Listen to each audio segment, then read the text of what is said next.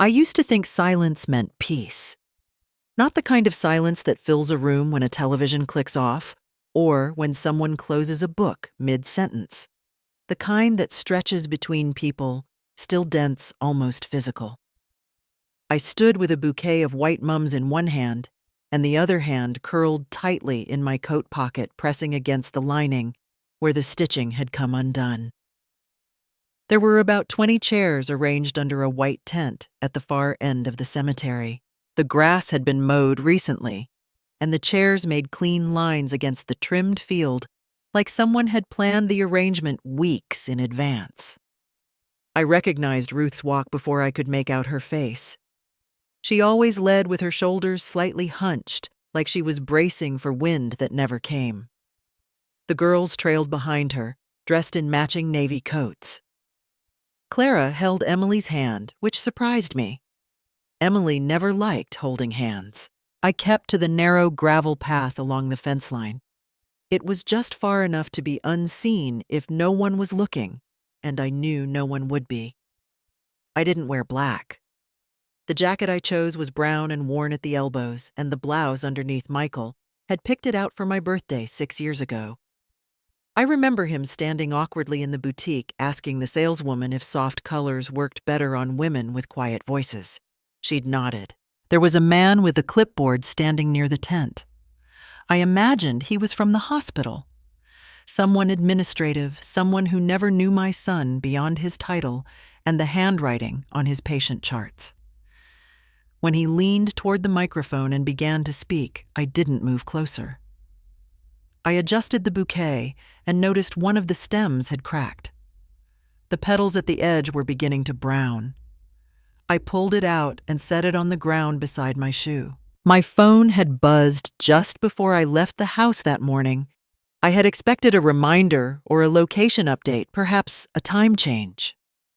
But there was only one message sent hours earlier. Emily.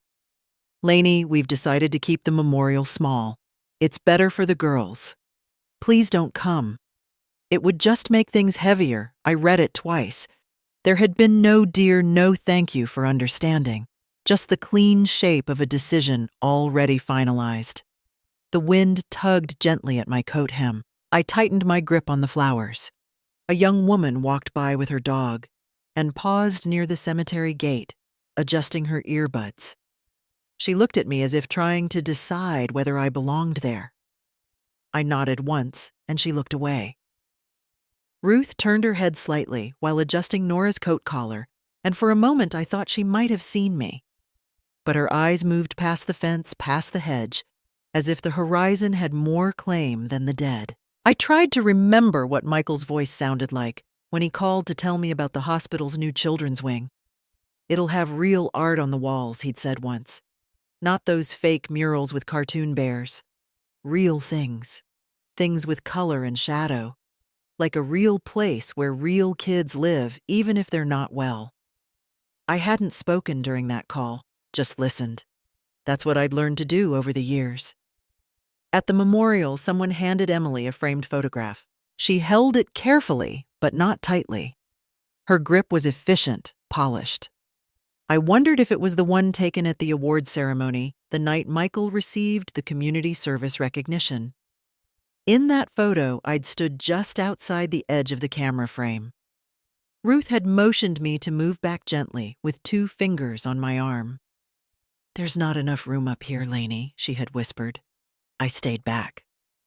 The photo turned out well. Emily's voice came faintly across the wind, speaking into the mic now. Her vowels clipped practiced. A father who gave everything he had. A son who chose to carry quiet burdens. I couldn't hear the rest. I looked down at my shoes, navy flats, the soles worn smooth. I'd meant to buy new ones before the spring. The left one had a fraying edge where the stitching failed last year.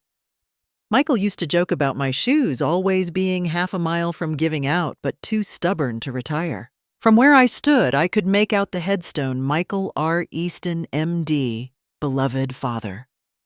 Devoted healer. Nothing about son. Nothing about me. I turned slightly, pressing my shoulder into the post of the fence. My hand brushed the inside pocket of my coat again and felt the shape of the ring, Gerald's wedding band, the one Michael had asked to keep after the funeral. I found it in a small envelope inside the drawer last fall. No note, just the ring, and a receipt from the dry cleaners tucked underneath. The man at the microphone had stopped speaking. People were rising slowly. Ruth gathered the girls. Nora clutched a small booklet. Hazel's shoelace was untied. No one bent down to fix it. I stayed until they began walking back toward the parking lot. No one turned. When the space emptied and the tent stood alone like a shed waiting to be folded, I stepped off the path and walked a few yards into the field. The grass was damp, and my shoes made no sound. I set the bouquet down beside a stone that wasn't Michael's. I didn't look for his. I already knew where I wasn't needed. For a moment, I thought of calling Clara. She had left me a voice message 3 days ago about a school art project. Her voice had sounded hesitant, like she didn't know if it was still okay to call.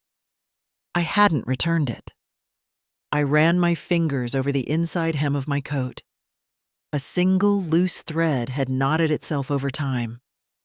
I didn't tug it. I didn't move. I just stood there and let the wind pass. I learned early how to step aside without making noise. It started with church pews. I used to arrive 15 minutes before service and take a seat at the end of the last row. Not because I liked the view I didn't, but because that's where no one would need to step over me. It made things easier. That was always the goal, make things easier for them. At birthday parties, I volunteered to take the pictures. My face rarely made it into the frame. I held the camera and said things like, "A little to the left, Clara," or "Let Hazel hold the balloon," and afterward Emily would nod at me like I'd done something mildly useful. Once, when Nora spilled juice on her dress, I knelt beside her with a napkin and whispered, "It's okay, sweetheart. I'll take care of it." She looked over my shoulder, not at me, and asked, "Where's Dad?" I didn't answer. I just kept blotting the fabric. There was a time Michael used to come by for lunch on Thursdays. He never stayed long. 37 minutes, sometimes 40. I made soup and he brought a file folder, always thick with papers. He never opened it, just kept it on the table like a briefcase left running. One day, I mentioned I'd found a collection of vintage medical journals at the thrift shop. I thought he'd like them. He smiled in that quick, almost embarrassed way. "That's sweet, Mom, but we're way past those now." I put the magazines in the donation box that evening. They were still in good condition. When Emily took over scheduling the girls' piano lessons and swim meets, I offered to help drive. Just twice a month. Not every week. She thanked me politely, but said, "We've got it handled." So I stopped offering. That was the same year Michael started sending money. It arrived on the 5th of every month, never late, always exact $800 in a personal check with only his initials in the memo line. I never spent it. The checks went into a drawer under the stack of church bulletins and an old recipe for sour cream pound cake. I once tried to thank him. "I know what you're doing," I told him during one of the short lunches. He looked confused for a second. "Doing what you're taking care of everything. You always have." He didn't respond. He just picked up the soup spoon and stirred, even though the bowl was already empty. One afternoon, I baked his favorite dessert coconut chess pie and brought it to the hospital. He was in surgery, the receptionist said. Emily came down instead. She didn't take the foil off the top. "He's in the middle of a consult," she said. "Maybe it's best if you don't wait. He's got back-to-backs today. I offered to leave the pie. I'll put it in the staff fridge. Someone will appreciate it." I stood there with my bag half unzipped, the edges of the pie tin cooling against my palm. Then I zipped it up again. The last message I left Michael was 4 days before the accident.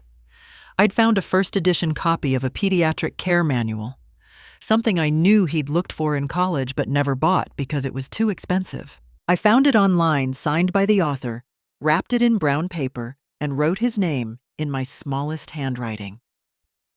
That afternoon, I tied a ribbon around it, one loop longer than the other. I'd meant to text him a hint, but then I thought surprises are better. I didn't know that James Colton from the precinct would be the one to ring my doorbell. He looked like someone trying to remember the exact words from a training manual. His tie was crooked. "Are you Mrs. Lainey Easton?" There wasn't a pause long enough to prepare for what came after. I'd always imagined that kind of news would make a sound inside you, a rupture, a crack. But all I remember was the book slipping off the kitchen table. The ribbon unraveled itself. The next day, Emily sent out a group message. "Michael's memorial service will be held at Grace Chapel. We appreciate your support during this difficult time. Please direct logistics questions to Ruth." Not "we're devastated." Not "we need time." Just details. Ruth called me the night before the funeral. "Emily thinks it would be smoother if the girls sat with me," she said. "You understand." I told her I did.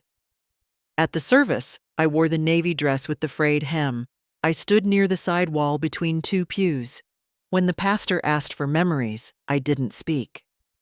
Afterward, Ruth offered to bring the girls by the house sometime.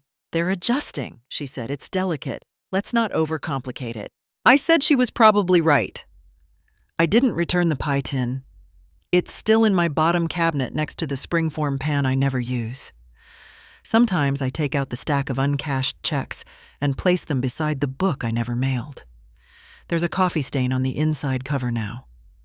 I don't remember how it got there. I've thought about cashing just one. But I don't. Not because I'm proud, just because some things once untouched feel cleaner left that way. I've stopped correcting people when they assume Ruth is the girl's only grandmother. There was a card last year Mother's Day. Cream-colored, no glitter, no crooked drawings or stickers like the ones the girls used to send. Just 6 words in printed script. "Thank you for everything you've done." No names, no fingerprints. Just the manufactured scent of lavender and the unmistakable neatness of something selected by someone who didn't care if it reached me or not. I kept it in the kitchen drawer for a week. Then I tucked it behind the tray liner, where the cutlery lives next to a stray birthday candle and the half-used roll of floral tape. I don't throw things away easily. I don't pretend either. When Michael was honored by the hospital board some plaque, a framed commendation, I had asked if I should bring anything, a dish, a small gift. Emily met me at the parking structure in her slate-colored coat and sunglasses. She didn't hug me. "We've kept the head table small. They'll be filming," she said.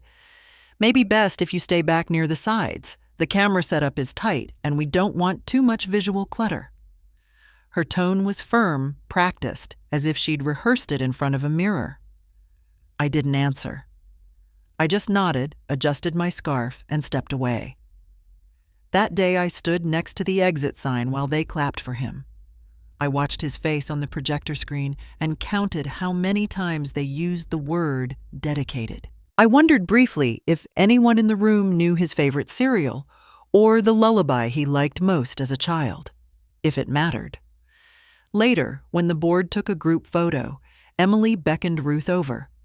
The girls were arranged in front, neat as dolls. I stayed where I was.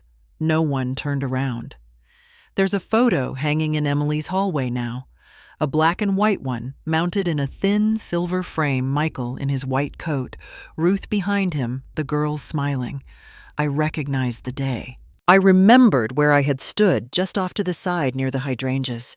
The frame ends right where my arm had been. At first, I thought it was coincidence. Then I noticed the edge had been cropped. I could see the hem of my dress barely, but the rest of me was gone. I never mentioned it. The funeral dress is still hanging in the back closet. I haven't washed it. The scent of lilies clings to the lining, souring slightly with time. The garment bag crinkles when I shift other things around it, an old winter coat, a scarf I never wore again. I could donate them. I haven't. I remember the weight of the dress on my shoulders that day. Heavy not because of the fabric, but because I had worn it in silence. No eulogy, no seat at the front, no name listed in the printed program. Ruth read a poem. Emily thanked everyone who stood by our family. My name was not spoken. I watched the girls all in matching dresses. Clara glanced at me once quickly, then looked away. That night, I placed the funeral program between the pages of an atlas, page 46, South Dakota. I don't know why. I haven't opened it since. A few weeks ago, Clara called. It was accidental. I could tell by the way her eyes darted to the side, and her voice dropped quickly. "Aunt Ruth said you weren't coming today," she whispered. "She said it'd upset Mom."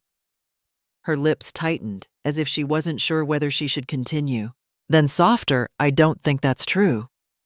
She blinked at the screen. I didn't answer. I nodded once and ended the call. I used to keep drawings from the girls. Crayon suns, messy hearts, stick figure animals, each with crooked letters. "Love you, Nana." They've faded the ink, bleeding at the edges from years of drawer warmth.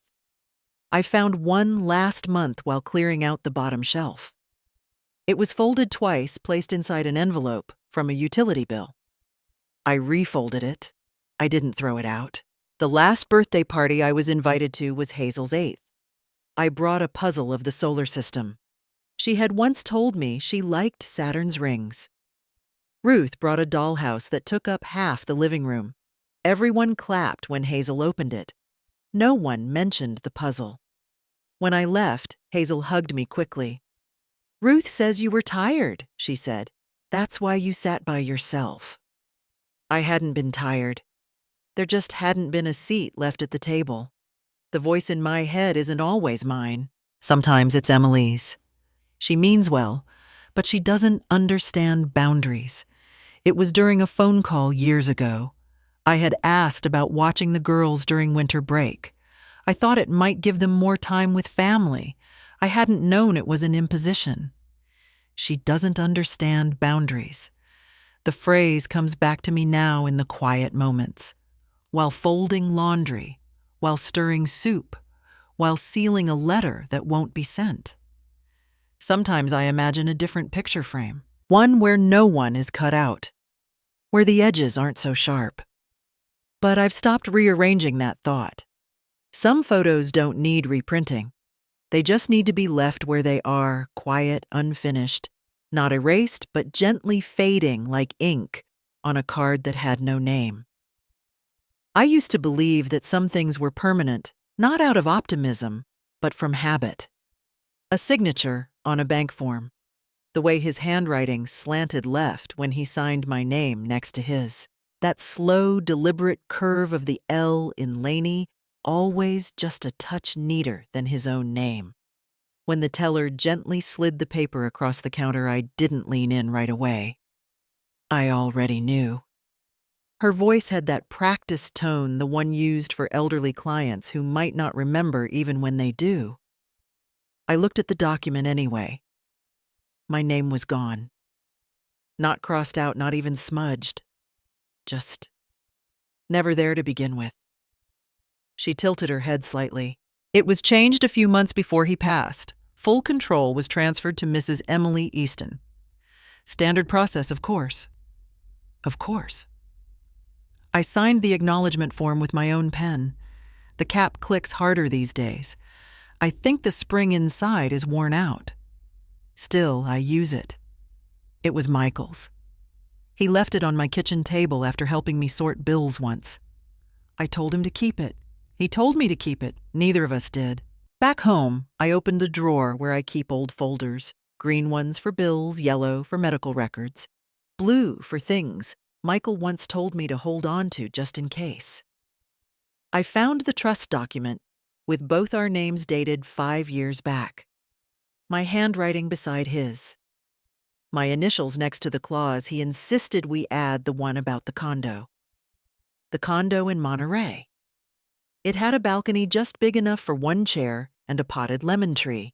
He once said, You'll drink tea out there someday with nothing to do but breathe. I hadn't asked for it. I never did. I flipped through the pages until I found the property line item. The words blurred for a moment, not because I was crying. I hadn't done that in months. I stared long enough for my eyes to dry themselves out. Then I took out my checkbook and noted the date next to the line sold. 2 weeks after funeral. Not even a full billing cycle. The phone rang. I didn't move. Eventually, the voicemail blinked red. Aunt Ruth's voice came through. Just checking if you'd be bringing the lemon tart sundae. Emily's worried about sugar for the girls. Maybe skip it this time. I deleted the message. The reading chair in the corner had belonged to Michael since his residency. Dark green leather, worn at the arms where his elbows used to press. He liked to sit there after rounds, head tilted back, socks mismatched. After he married, the chair moved to their new home. When he passed, it was returned to me, delivered like a courtesy. I hadn't sat in it since. It looked wrong in my house. Too modern for the floral rug. Too big for the corner. Still, I didn't move it. I just walked around it every day. Now it faced a wall, a chair without a reader, a room with no one to rest in it. On my desk, there was still the envelope I found after the service, sealed with his initials. It had been tucked behind a stack of pediatric journals which I'd boxed, but never opened. I used to think it was something special. Maybe something he meant for me, an apology, a reassurance, even a goodbye. I opened it yesterday. Inside, there was a reminder card for the girls' dentist appointments and a note about Hazel's upcoming allergy test. His handwriting again, but this time rushed messy. Meant for himself or maybe Emily, not me. I folded it back up. Didn't reseal it. Just put it in the drawer with the rest, where old intentions go to rest. That night I boiled water for tea. The mug I used had a chip on the rim, but I turned it just enough to avoid it. I pulled the lemon slice from the fridge. It had dried out a little. The edges curled inward like they were trying to hide from something. I stood at the kitchen window. Across the alley, someone else's living room glowed blue from a television. I imagined a family seated together, a dog at their feet, the dull rhythm of some crime drama on a loop. The tea turned cold in my hand before I remembered to drink. Emily had sent over a new school photo last week. All 3 girls lined up on the steps, Clara, Nora, Hazel. Matching dresses, stiff smiles. I didn't put it on the fridge. I slid it into a drawer. I wasn't sure which one. Maybe I'd find it again someday, maybe not. The next morning I called the bank again. I'd like a printed copy of the account changes. The woman on the line paused. We emailed them already, ma'am. I'd like it mailed. Paper copy, of course. Before hanging up, she added, Is there anything else I can assist with today? No. I stared at the file cabinet after the call. All those folders, all those years. Names can disappear quietly. Not with erasure, but with redirection. A keystroke here, a sale there, a signature rewritten on a fresh form. No one calls it betrayal. They call it transition, simplification, efficia. I didn't tell anyone about the chair, or the envelope, or the condo. Not because I couldn't, because I knew the silence would say more than a list ever could. There's a kind of grief that doesn't ask for attention. It just rearranges your furniture when you're not looking, moves the chair, sells the view, leaves behind the chipped mug still warm from yesterday's tea. My name used to mean something. At least I thought it did. Now it doesn't even echo back. I never realized how much space silence could fill until I began choosing it. Not the awkward kind, but the kind that stretches through doorways and seeps into carpets unnoticed by those who never asked questions. I didn't explain myself. I didn't correct the record. The first thing I did was leave the group chat. I didn't write a goodbye message or offer a reason. I simply pressed the button and watched the thread disappear. It had been weeks since anyone addressed me directly in it. My name showed up only when bills needed splitting or holiday logistics needed confirming. Even then, I was usually tagged after Ruth. I wrapped Michael's college sweater in brown paper and tied it with twine, not to send, not to discard, just to remove it from sight. One by one, I boxed the little things: his mug from Duke, the ticket stubs from the jazz concert he took me to when I turned 60, the keychain he brought back from Colorado, with the cracked enamel. The box sat on the table for an hour before I carried it up to the attic. The light bulb flickered when I pulled the chain. I didn't fix it. The spare key to Emily's lake house was still in the drawer next to the sink. I wiped it clean with a damp napkin and placed it in an envelope. When I dropped it off, I didn't ring the bell. I left it in the mailbox and turned away. Evelyn Finch was watering her roses when I passed. She straightened up, blinking behind her oversized sunglasses. "Lainey, you all right? You look different." I adjusted the strap of my bag. "I think I'm remembering who I used to be." She nodded slowly, as if filing that answer away for later.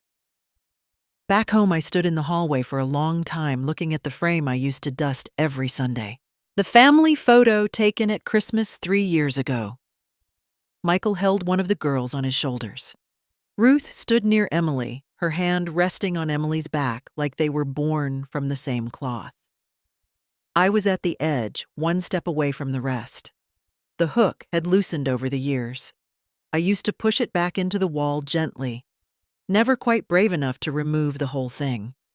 That afternoon, I took it down. The nail left a mark. I didn't cover it. I placed the frame under my bed. Later, I found one of those old porcelain dishes from my mother's cupboard, the kind with the blue vine pattern curling along the rim. I filled it with dried lavender and left it on the windowsill where the frame used to be. The scent wasn't strong. You had to lean in to notice it. That evening, Ruth texted, "Mom, we're planning a beach trip this summer. Emily booked a place already. Thought I'd let you know." I turned the phone screen over. Michael's reading chair, tan leather, a small tear near the seam from where he'd kicked off his boots. Too Hard One Winter sat in the corner of my living room like a guest who overstayed. I dusted it weekly. Sometimes when the girls came over, they dropped their backpacks on it without noticing. Now it looked too large, too silent. I draped a throw blanket over the armrest and tucked a folded letter underneath. I hadn't opened it yet. The envelope was addressed to me in Michael's handwriting. I'd kept it in the drawer, assuming it held something of weight. A letter, a will, an apology. I finally unfolded it. It was a reminder for a pediatric appointment months past due. I refolded it with care, set it beside the box of things I had stored away. Not everything deserved a ceremony. On Saturday, I turned off the doorbell chime. I usually left it on just in case someone might stop by. They rarely did. I lit a candle, played Chopin softly on the stereo. The record skipped once at the beginning of the nocturne. I didn't lift the needle to fix it. Evelyn waved through the window. I didn't wave back. Not because I resented her, but because I didn't want to be perceived. That afternoon wasn't meant to be shared. I brewed tea in the chipped white kettle. I poured it into my favorite cup, the one with the faint pink line where the glaze wore thin. I didn't check my phone. When the sun slid across the kitchen tiles, I stood in it until the warmth faded. Then I returned the kettle to its hook, washed the cup, and placed it upside down on the rack. I did not make announcements. I did not inform anyone of my decisions. I turned inward. Not as retreat, but as realignment. Not everything lost needs mourning. Some things are simply returned to the shelf. And when they reach for you again, because eventually they will, there's nothing left on the hook to take down. I never knew how loud a house could be when it had nothing to say back. I boiled the water slower than I needed to. The kettle had no whistle, only a faint pop when the switch released. I didn't reach for the second cup. I let it stay inside the cupboard, tucked beside the chipped saucer I used to save for Michael's espresso. The silence didn't ache. It pressed, but it didn't pierce. It wrapped around me like an old sweater from the back of the closet, loose in the shoulders, stretched at the sleeves, but mine. There were no notifications that morning. The group thread had gone on without me. I didn't scroll back. I only noticed the absence when I reached for my glasses and saw nothing blinking on the screen. Just the time. 6:32. Don't stay up waiting. Ruth once told me when Michael was stationed overseas, "You'll age twice as fast." I waited anyway, back then. Now the bed was cool when I lay in it, and just as cool when I rose. I moved into the house I once bought to garden in. It was meant for weekends, for bulbs and compost and birdsong. Not solitude. Not yet. But it held me like something familiar, something that didn't ask questions. Just space and walls and a roof. Sometimes that's all a person needs to begin again. The cat came on the second morning. Gray, thin tail bent like a question mark. I called him August. Not aloud, just in my mind. He sat on the patio edge like a reluctant guest and left as soon as I stood. We had an understanding. I found the old gardening gloves in the bottom drawer. Still smelled faintly of rosemary. I didn't rush. I didn't plan. But I found myself kneeling by the edge of the yard, clearing space for chrysanthemums. White ones. The kind Michael once picked on a field trip and handed to me wrapped in notebook paper. Ruth never liked chrysanthemums. "They're funeral flowers," she said once, adjusting her scarf before Sunday service. "Too stiff, too cold." But Michael liked them, and I liked remembering that. The photo I hung was from his 10th birthday. Missing teeth frosting on his chin, laughing at something I couldn't recall. I didn't frame it. Just pinned it with a magnet on the kitchen wall above the stovetop. It curled at the corners but stayed. I didn't want a gallery of posed moments. I didn't want reminders curated by others. Just that one, when he was mine alone. Evelyn called once. I let it ring. Later, a message. "We miss you around here. Come for bingo next week." I didn't reply. I wasn't ready to smile on cue. The grocery clerk handed me my change without looking. I handed him a crumpled bill and took the coins with both hands, as if bracing for something heavier. "You're awfully quiet today," he murmured. I folded the receipt into my coat pocket. I suppose I don't need to fill the silence anymore. He blinked. Didn't reply. I started keeping a journal again. Not daily, not neatly. Just a few lines now and then. Not for legacy, not for anyone. Just to hear my voice somewhere, even in ink. "Michael would have wanted you to stay involved," Ruth told me weeks earlier, back when I still nodded and said nothing. Involved. As if grief had an RSVP. Emily forwarded a flyer for a family picnic. No note, just the image. A red checkered blanket and children running through sprinklers. I looked at it for a long moment, then archived the email. No clicks, no regrets. There was a time I would have brought deviled eggs. The ones Michael liked with too much paprika. The wooden bench in the backyard had warped slightly. I sanded it with the last of the paper I found in the shed.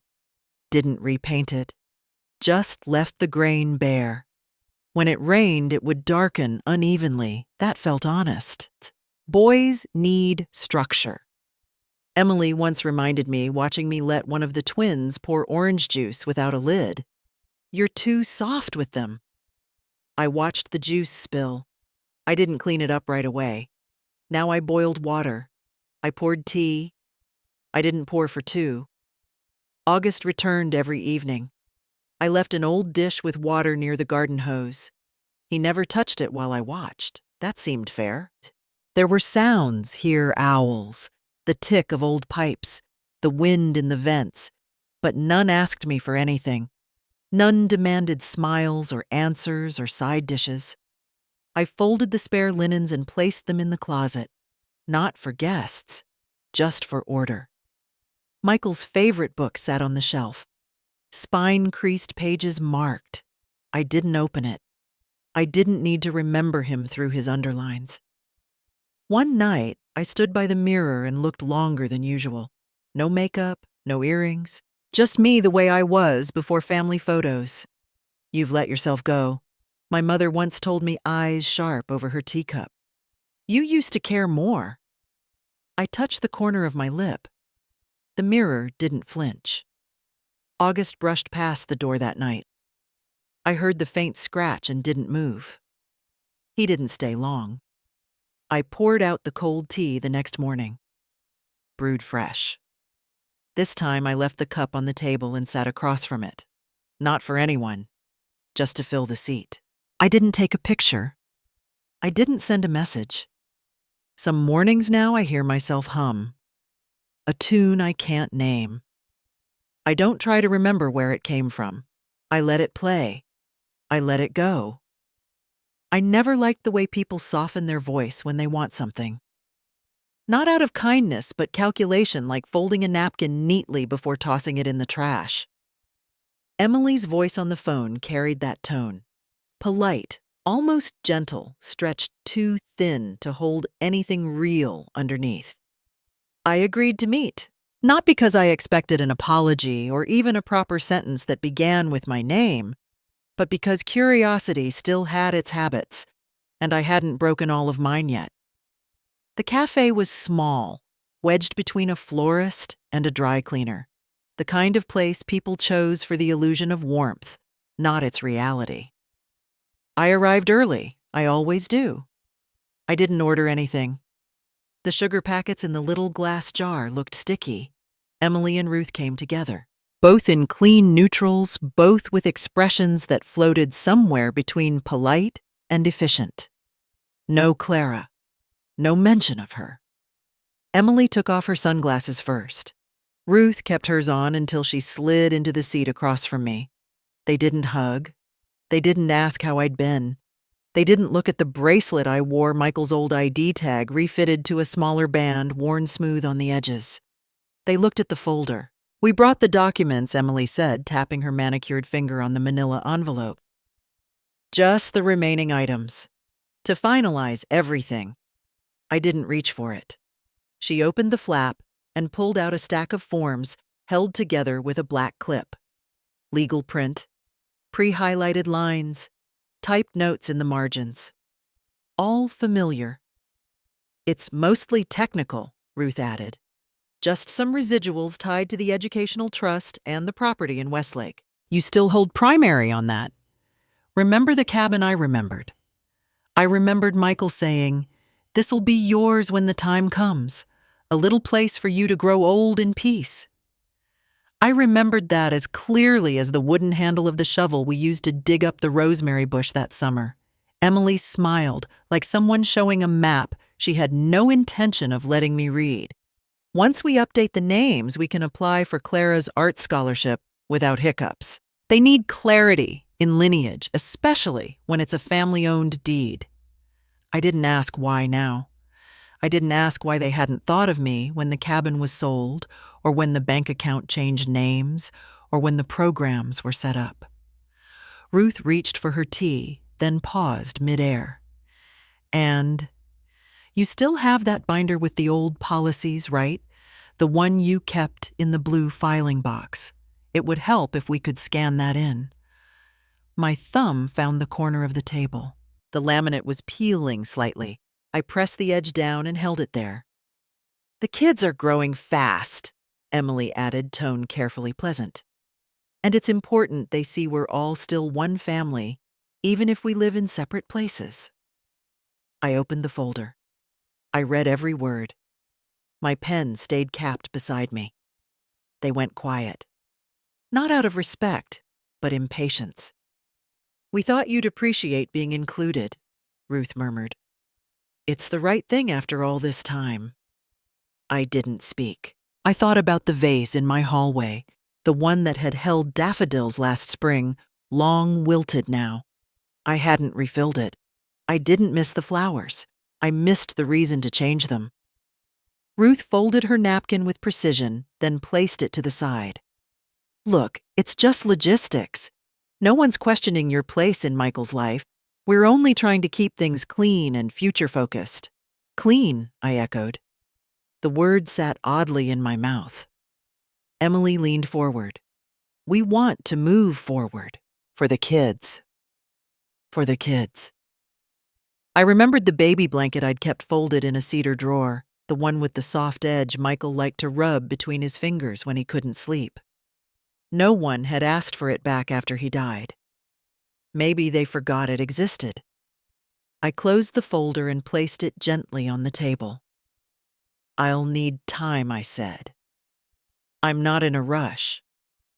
Emily blinked once. Of course.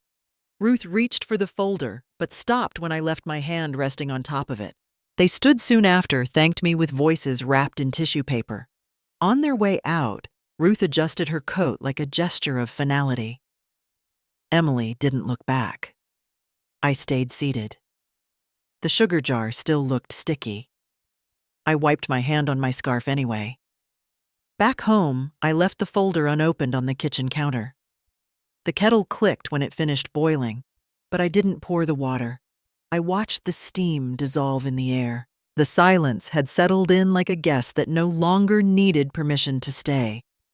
I thought of Michael's voice when he was 10, counting stars from the car window. That one's for you, Mom, he'd whispered once. I didn't tell anyone. I just nodded and kept my eyes on the road. Somewhere along the years, my name had become something they used when convenient. A line on a form, a detail to smooth over, a necessary function. But not a person, not a mother, not anymore. I folded the scarf and placed it by the door. The tag had frayed. I trimmed it last winter. I didn't sign the papers. I didn't tear them either. They would wait quietly like me until someone decided whether my presence was needed or just tolerated. This time I wouldn't ask which. I never realized how quiet light can be until it filters through clean windows into a room that no longer waits for anyone. I fixed the frame myself. The old one had a crack that let in a thin wind, the kind that crawls through your clothes and settles in your joints.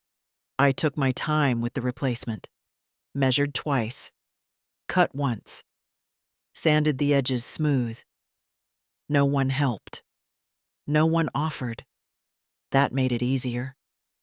The bell made of old seashells hangs again outside my window. I rethreaded the twine, careful not to break the shell Michael found on a field trip. The one he insisted was shaped like a rabbit. When the breeze picks up, the chimes sound different now. Not better, not worse. Just mine. Ruth's envelope came last Thursday, padded heavy with paperwork. No greeting card, just a yellow sticky note attached to the front page. Could you sign and send back soon? Easier for us to sort things out this way. Thanks, Mom. The mom had no curve to it, just flat ink pressed to paper. The kind of name you say when you're reminding someone of what they're supposed to be, not who they are. I didn't sign. I didn't tear it either. I placed it beneath the old warranties and folded dish towels in the bottom drawer of the hutch. It's there if I change my mind, but that drawer hasn't been opened since I stopped needing permission to stay still. My days move like soft threads now. Walks in the morning past trimmed hedges and fences that creak when the wind's strong.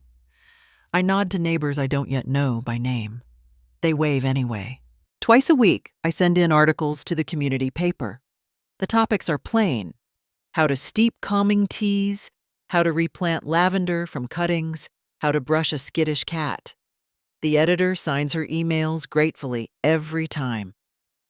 I don't think she knows I used to balance multiple accounts for 3 family trusts. I don't think it matters.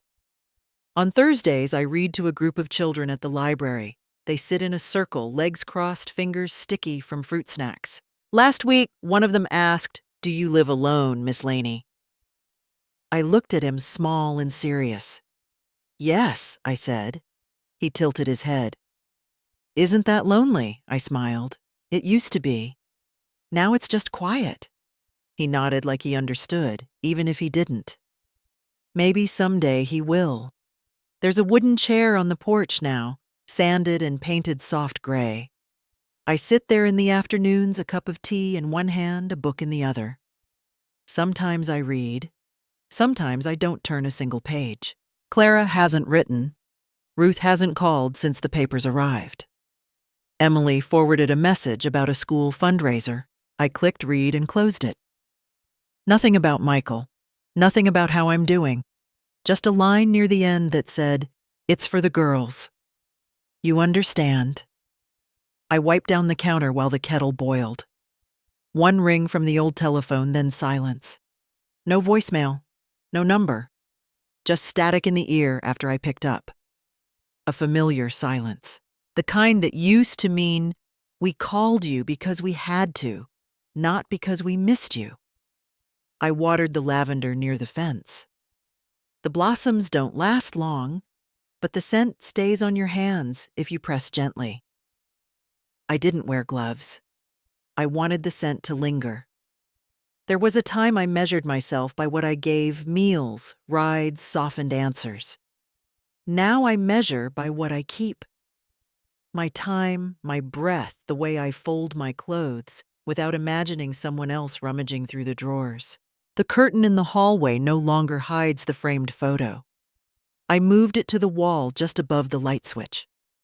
Michael, aged 8, clutching a paper ribbon, proud of having placed second in a science fair no one attended but me. His smile wasn't wide. It was crooked, nervous. He didn't know yet that he was already enough. The curtain rod is still there, though. I haven't taken it down. Some habits stay long after they're needed. I received a letter from the local animal clinic. They offered free vaccines for strays brought in from the neighborhood. I kept the flyer. August, the cat that visits, isn't ready to be taken anywhere. But he comes closer now. Last week, he curled up on the porch mat. I didn't move. Neither did he. I've stopped explaining myself even in my head. When the tea goes cold, I drink it anyway. When the mailman skips a day, I don't check twice. When the sun goes down, I don't leave the porch light on. Not because I'm waiting, because I'm home. One of the neighborhood kids passed by as I was trimming the hedge. A girl with a blue bike and freckles. She looked at me and said, "You always do things slow, like a movie grandma." I laughed. Maybe that's because I like knowing how things end before they begin. She didn't get it.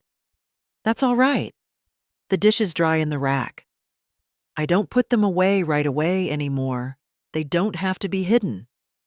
I sleep with the bedroom door open. The new window frame doesn't creak. The wind is quieter now, or maybe I just stopped listening for it. I took the papers out again this morning. The corner bent slightly where I'd pressed it last time. The sticky note had lost its grip, resting loose against the second page. I folded them all and placed them in a plain envelope. It's unsealed. It's still on the counter. Maybe they'll come again. Maybe they won't. I trimmed the lavender today, not too much. Just enough to let new buds grow. There are words that lose meaning the longer they're folded in a drawer, and yet, some need to be written only so they can be let go. I wrote the letter with my own pen, not the ballpoint ones they gave out at the pharmacy, but the one Michael had picked for me at a gift shop in Vermont. It had a small nick near the clip and a smooth glide that made even quiet sentences feel intentional. I chose thick, stationary ivory-colored with faint gray lines. Nothing pre-stamped. I wanted each word to weigh something. The first line came out without pause. This is not a warning nor a goodbye. Then I paused. Not to think, but to notice. My hand had left a slight smudge near the top corner just below where the date would have gone had I bothered to include one. I didn't mention who had failed whom. I didn't tally disappointments. I simply wrote, I will no longer participate in the family projects. I am keeping my portion, and I hope you keep yours. The forced gestures only confuse the children, and that hurts them more than any absence ever could. No signature at the bottom, just the end of the sentence, then white space. I folded it in thirds and slid it into a plain envelope. No return address, no stamps. It sat on the edge of the table while I drank my tea. I looked at it the way you look at an old coat before giving it away. You know it kept you warm. You also know you'll never wear it again. That evening, I lit a fire. Not because it was cold. The house had kept the afternoon sun in its walls. I opened the grate, placed the envelope in the center of the logs, and waited for the flame to catch. No rush. No ceremony. Just ash, then nothing. I didn't need them to read it. I only needed to know I had meant it. Later that night, I removed the framed calligraphy from the hallway wall. It had been there for over 20 years, gold foil cursive on deep blue linen, family forever. The glass had yellowed slightly, and the bottom corner of the frame had chipped during one of the moves. I didn't clean it before taking it down. I didn't store it.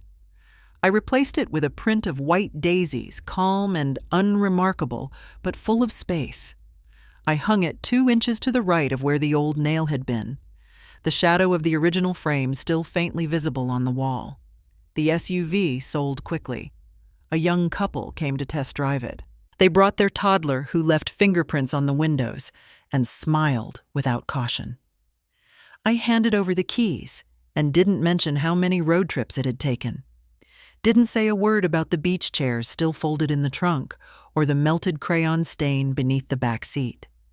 I walked to the lot the next morning and chose a small sedan. Gray. No third row, no space for high chairs or coolers, just enough room for me and a reusable grocery bag. The salesman asked if I needed help setting up the Bluetooth. I shook my head. By the time I pulled into the driveway, I had forgotten the radio was off. Silence followed me better now. That afternoon, I received an email. The subject line read, "Hi, from Clara." The body was only a few lines. "Grandma, I remember the cookies you made, the ones with salt on top. Mom said you were busy these days, but I think maybe she just said that. I miss the way the kitchen smelled when you baked. Love, Clara." I didn't reply. I didn't forward it to anyone. I printed it and slipped it into the back pocket of the small journal I keep by the bed, the one with a blue cloth cover and a coffee ring on the back page. It fits in the drawer with the lavender sachet and the prescription glasses I don't wear outside. I left the email unread in my inbox just so the dot would stay there, a quiet reminder of something untouched but not ignored. The porch chair wobbled slightly this week. I tightened the screw under the right armrest. There's a comfort in tending to what's mine, a dignity in not expecting applause for it. Ruth hadn't followed up. Emily had, briefly. A text. "Mom, did you get the papers? Let us know either way. We're trying to finalize stuff before September. I read it." Then deleted it. I didn't owe a confirmation for a silence I had chosen. The baking dish with the chipped handle still sits in the cabinet. I don't use it anymore. I keep it because it fits the space, not because I plan to fill it. Some things remain simply because their absence would draw too many questions. At the market, I passed a mother with 3 children clinging to her coat. One of them pointed to a jar of jam and whispered something. The mother didn't turn. Her hand stayed tight on the cart. I watched not with judgment, but with recognition. I bought 1 jar of fig preserves, no bread to spread it on, just the jar. On my way out, the cashier said, "You always shop on Wednesdays." I nodded. "It's a quiet day." He smiled like he understood. Maybe he did. I've stopped announcing things. I don't tell people when I plant something new or when I clean the baseboards. I don't explain why I keep one chair at the kitchen table slightly pulled out. I don't owe anyone my reasons anymore, and that's enough. I no longer wake with a list of things to prove. The kettle I use has a small chip near the handle. It doesn't whistle anymore. Instead, a soft rattle begins just before it boils like a reminder instead of an alarm. I take it off the heat, pour slowly into the ceramic teapot, and let the leaves settle. Lavender and mint. A blend I use to think too delicate for daily use. Michael once called it quiet, but brave. I unfold the linen cloth I embroidered at 22, pale yellow stitched with forget-me-nots. For years it lived folded in a cedar box, waiting for a dinner that never came. I spread it across the table now, not to impress anyone, but because it fits the morning. There's a letter in the drawer beside the stove. The paper is thinner than I remembered the ink faded. I had read it once every season like a ritual, as if the words might rearrange themselves with time. Today, I picked it up without hesitation, folded it without pause, and slid it between the pages of an old gardening book I no longer reach for. Not to discard it, not to keep it close, just to place it somewhere still. The window sticks slightly when I push it open, but I don't mind. The light spills across the floor, illuminating the grooves in the wood where a chair once scraped back too fast. I used to polish those marks away. Now I leave them. Evidence of movement. Not all scars require sanding. A small vase sits in the center of the table.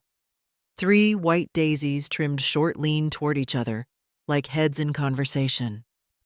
I picked them from behind the shed. No ribbon, no note, just stems in water. One for Clara, one for Nora, one for Hazel. I don't say their names aloud, but I place the vase in the light where it catches warmth from the window, and I know I've remembered them enough. There's a smudge on the inside of my mug, tea-colored oval faint. I wash it often, but it returns like a fingerprint that no longer belongs to anyone else. I've stopped scrubbing it out. Some marks earn their place. On the bookshelf, the latest journal is almost full. Cloth-bound soft green with the words "Days No One Needs to Know" written in pen across the first page. I don't number the entries. I don't date them. Some pages hold recipes. Others just list sounds I noticed that day, wine clock distant barking. Nothing. The house doesn't echo the way it used to. Maybe it never did. Maybe it was me. The mail came yesterday. A catalog, a bank notice, and a thick envelope addressed to me in Ruth's handwriting.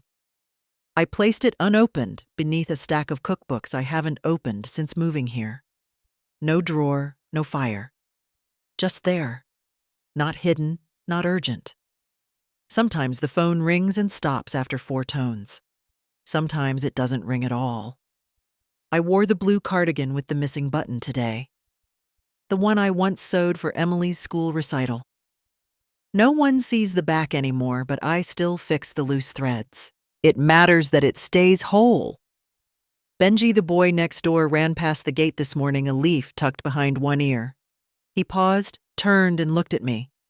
"Miss Laney, it's a nice day, huh?" I nodded and poured another cup of tea. "Yes, and I don't miss nice days anymore." He smiled, then vanished around the corner, sneakers tapping unevenly on the sidewalk. No follow-up, no questions. I like that children don't ask why. In the hallway, the light bulb above the coat rack flickered. I didn't replace it.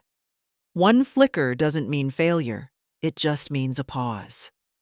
The guest bedroom still has the quilt Ruth gave me 2 birthdays ago. Cream with lilac trim. I keep it folded at the foot of the bed. Not because I expect guests, not because it's warm, but because some offerings are better honored in silence. I haven't repainted the front steps. The paint peels in a pattern now like tiny maps of places I never visited. I've started naming the shapes. This one's Ohio. That one might be grief. The crack by the bottom rail looks like a laugh I swallowed too quickly. Last week, I found Michael's old watch tucked behind a jar of buttons. The strap had cracked, the face still frozen at 2:17. I wound it once, then stopped. Time doesn't need correcting anymore. The lavender bush out back has grown wide, almost wild. I don't trim it like I used to. It stretches toward the fence, a little unruly, a little brave. Some afternoons I sit beside it breathing without counting. There's a key on the hook by the door. It fits nothing I remember. I've stopped trying to match it. I leave the front door unlocked now. Not as a gesture, just as a rhythm. I trust the hinges. I trust the quiet. I trust the choice. I no longer rehearse what I would say if they called. I no longer wait for the kettle to scream. I no longer wear my wedding ring, but I still keep it. Not in the jewelry box, but in a cup near the sink. It makes a soft sound when I drop a teaspoon in beside it. There are fewer pictures on the walls now, just two, a pressed fern in a wooden frame, and a photo of a window looking out to sea. No people. Just breath. I've stopped reading the headlines. I still read poems. I've stopped explaining my schedule. I still rise before 7. I've stopped answering invitations. I still remember birthdays. I've stopped filling silence. I still listen. I don't need to return to being mother or grandmother or any title someone else wants me to wear like a borrowed coat. I only need enough light to brew tea, enough quiet to hear the leaves settle, and one name I can say, even if only in my own mind, mine as I am, now complete enough.